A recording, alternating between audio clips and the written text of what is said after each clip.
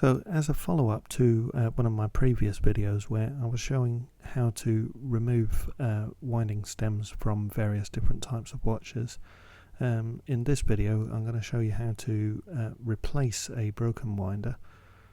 Now this watch is an Ingersoll watch, battery operated quartz movement. It's not an expensive watch, but the winder is broken, and so let's make a video on how to replace this winder.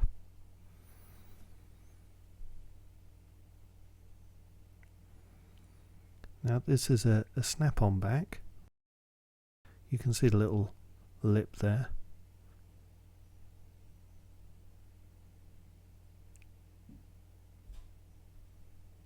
So with this lip you need to use a case knife.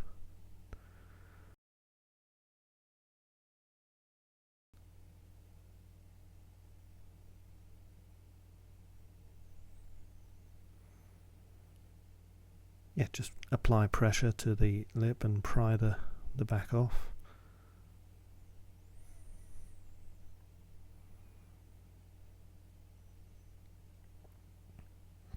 Now if we have a close look, you can see the old stem is still attached to the movement. There's a little bit of life there really. We can do two things here. We can either put a stem extension and apply a crown to that stem extension, or we can just replace the stem altogether. In fact, what we'll do is we'll do both, so you can see two different ways of repairing this watch.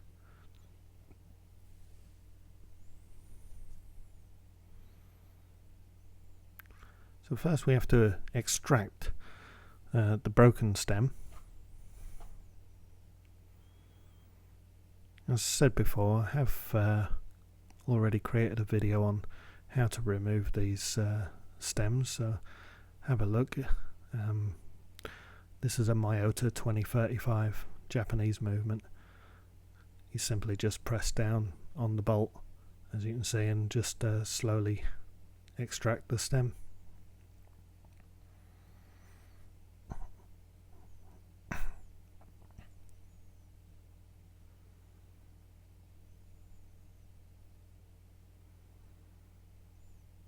So there we are, that's the old stem. And that's a new stem. You know, that is obviously a fair bit longer.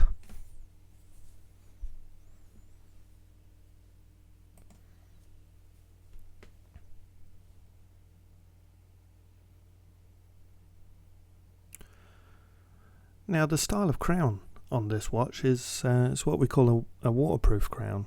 Now that doesn't mean the watch is actually waterproof. It's a descriptive of the type of crown that it is. It contains an O-ring. There's various different sizes. So you've got the pendant tube diameter, the actual diameter of the crown itself. And then you've got the tap size of the stem. So we're going to measure the pendant tube first and have a look at that.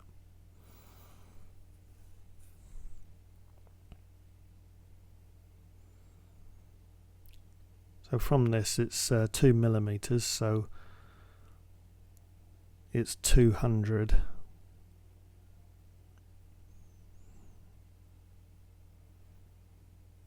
In respect to the sizes that you see there on the box. Now, trying to gauge the outside diameter of the crown, I consider this to be a 3.5 millimeter crown. That'll be suitable for this watch. So we're going to choose a crown with a 200 pipe and a 3.5 outside diameter, and we know that this is a tap 9 stem. that's handy. I've got one left.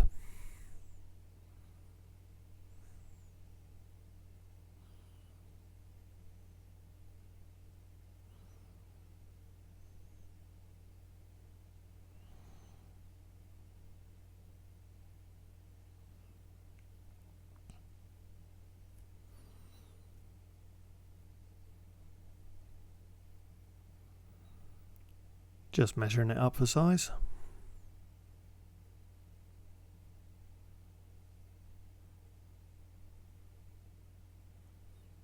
Yeah, and that just fits nicely. So now we're ready to install the crown onto the stem.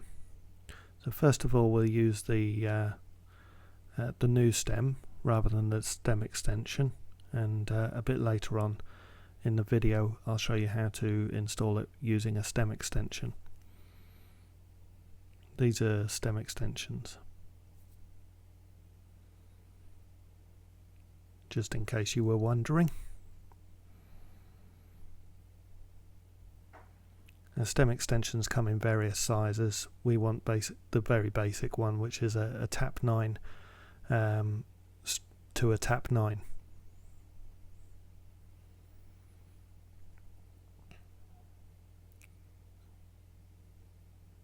There's a close-up of the stem extension, and we're going to fit it to the old stem that's broken to make it effectively a lot longer, and then we'll trim it down to size.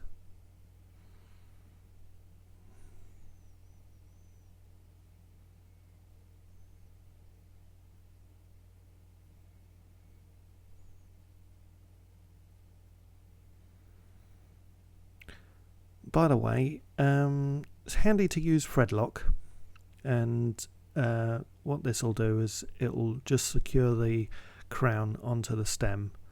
It won't stop you from being able to remove it later, but it just gives it that much more strength. So apply thread lock to all the threads and leave it to set. And we're going to need a pin vise, which I'm showing you here.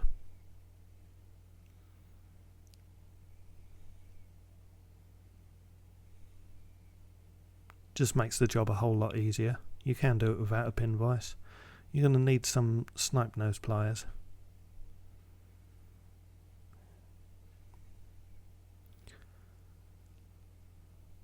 And it's useful to have a good pair of cutters for when we're trimming down the stem to the correct length. These ones are a nice pair of cutters because they actually create a very flush end, and so it'll produce a nice cut. And this is my old pair. These are end cutters, but they effectively do the same job, and they cut the stem just nicely. Unfortunately, they were my favourite pair of cutters actually, but over the years they've, as you can see, they look a little bit worse for wear now. But these are the best type. If you can ever get hold of these end cutters that produce a very flush cut, rather than a V shape. A lot of the end cutters, you end up with a V shape cut, which is not ideal.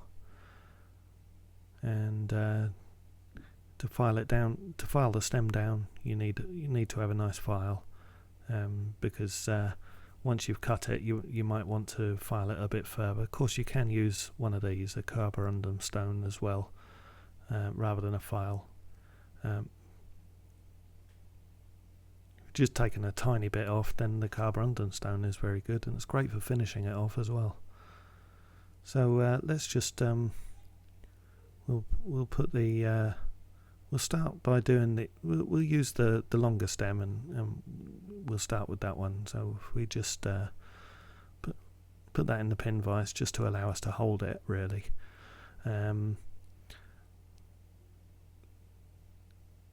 Now they just screw on. It's nothing too difficult. Just be careful not to cross thread it, because remember you're screwing steel into brass, so it's easy to strip the thread. So start off slowly and just get it on.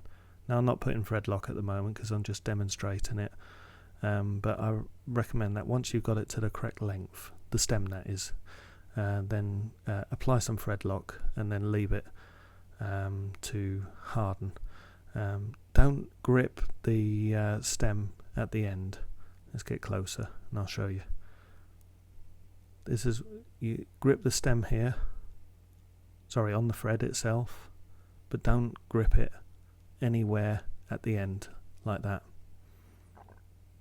because you can distort it or even snap it. If you distort it, it might not go in the watch properly, it might not work.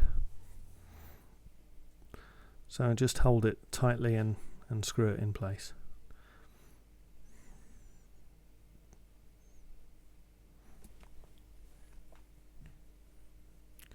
Let's try that in the watch, see how we get on.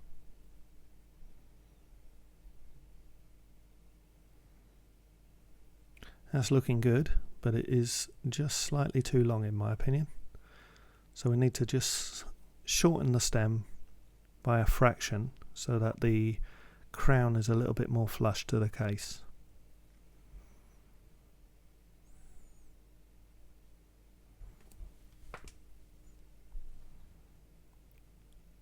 Okay, I'll show you how to do that. So first of all, let's just take the winder back out.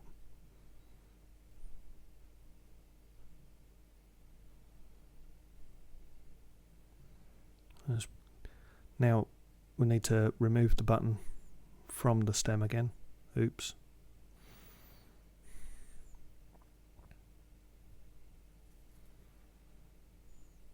Just unscrew it. This is why it's not a good idea to put thread lock straight away.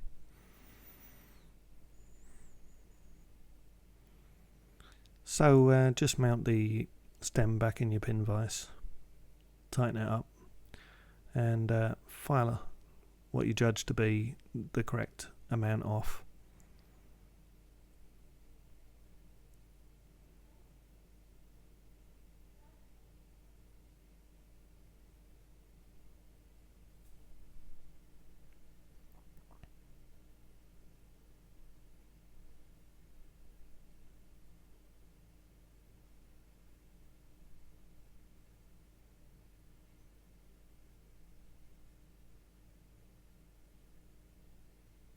Just to remove any burrs, just turn it around the file there, like what I'm doing. Again, otherwise you're going to strip the thread in the button or in the crown. So let's give it another try. Hopefully now we've got it to the right length.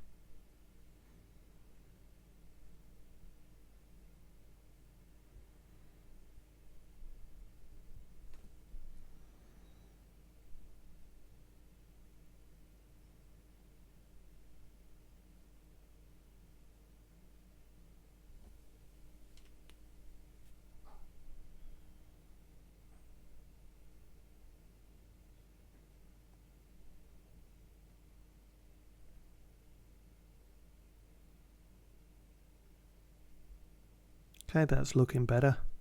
Perhaps it could go a little bit more, but you get the idea.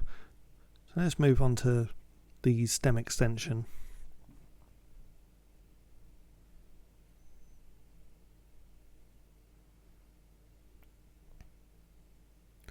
So what we're going to do is we're going to use this stem extension, and we're going to screw it onto the old stem, and we're going to screw the crown onto the stem extension.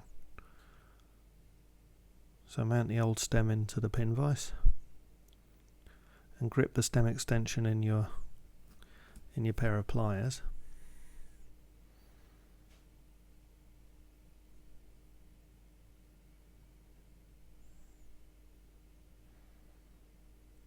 Okay, now we're going to screw the stem onto the stem extension.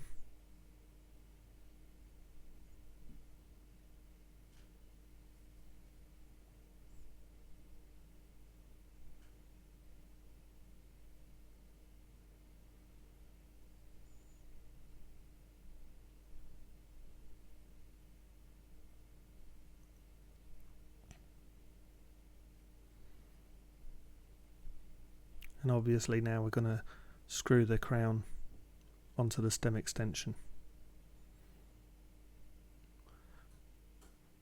Now this makes for a very, very long stem, as you can see, but not to worry, we're going to trim it down.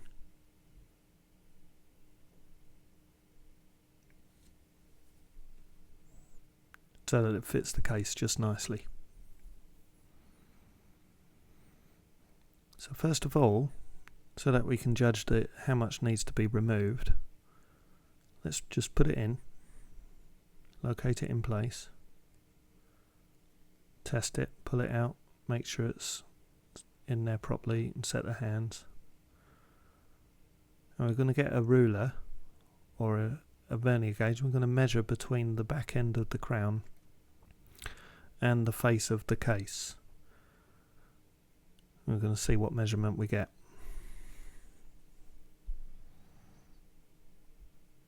There we are. I'm using a vernier gauge, but you can use a ruler.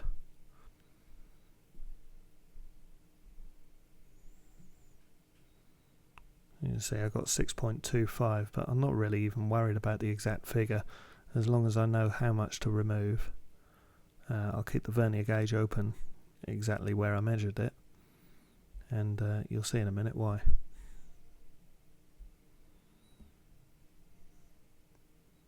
So I'll take the crown out, or the stem out, and take the crown off the stem.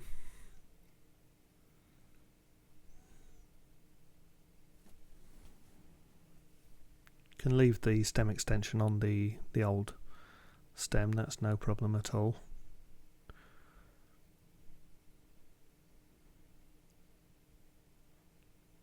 Now to make life easy,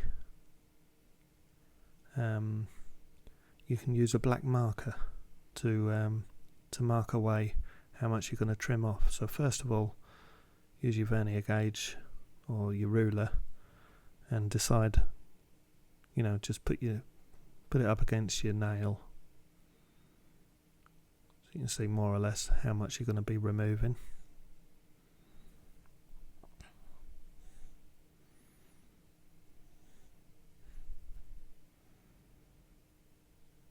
That's just about right. Now here's where I like to get a black marker just to mark away what I'm going to be removing.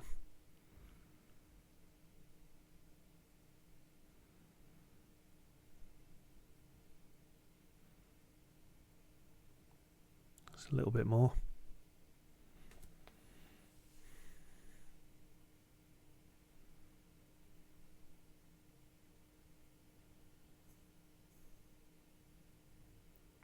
Give that a test. Yeah, it's just about right. Now we're going to use our cutters, and we're just going to cut away the black section, or the section that we've marked.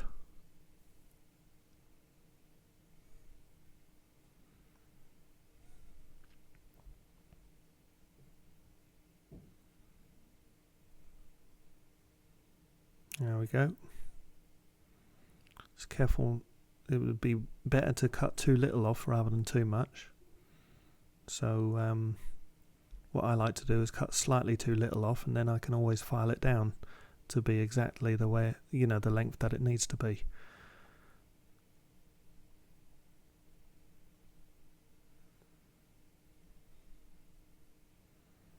There you go.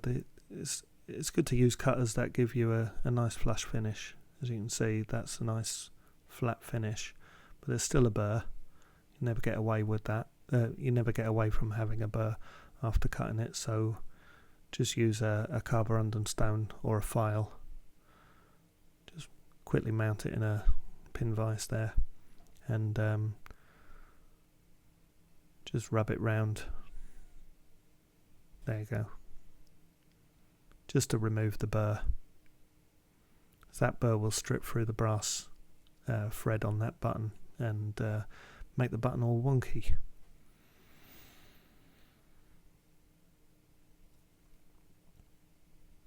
Okay, now that's done, let's put the crown back on. Again, like I say, once you know you've got it to the right length, then I would unscrew everything, put thread lock, then screw it back up, and you could even heat it up slightly, which will harden the thread lock. Less chance of it being returned under guarantee then. Let's chuck it back in the watch. See what it looks like.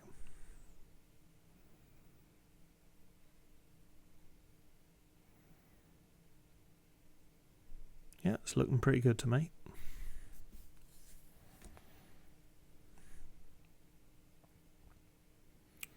So that's how I replace the winding stems on these watches. I hope you found that useful. If you like my videos, please subscribe, and you'll then be informed whenever I upload new content. Thanks for watching.